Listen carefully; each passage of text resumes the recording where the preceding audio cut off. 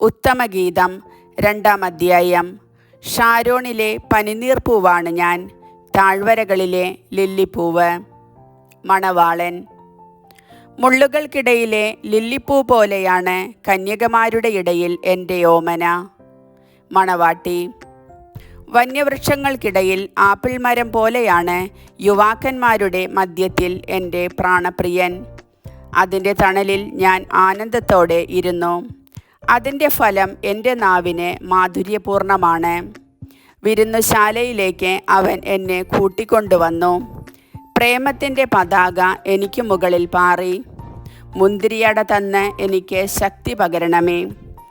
Apple പഴം തന്ന് എനിക്ക് ഉന്മേഷം നൽകണമേ. ഞാൻ പ്രേമപരവശയായിരിക്കുന്നു. അവൻ്റെ ഇടതുകരം എനിക്ക് തലയണയായിരുന്നെങ്കിൽ, അവൻ്റെ വലതുകരം എന്നെ ആലിംഗനം ചെയ്തിരുന്നെങ്കിൽ. മണവാളൻ.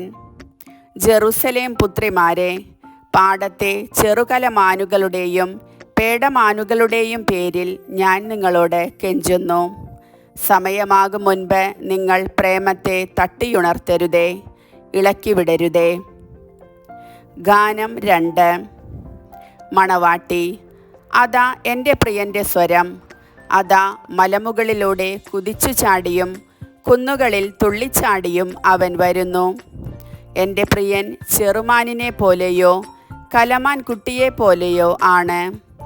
കിളിവാതിലിലൂടെ നോക്കിക്കൊണ്ട്, അഴികളിലൂടെ ഒളിഞ്ഞു നോക്കിക്കൊണ്ട് അതാ അവൻ ഭിത്തിക്കു പിന്നിൽ നിൽക്കുന്നു. എൻ്റെ പ്രിയൻ എന്നോട് മന്ത്രിക്കുന്നു. മണവാളൻ.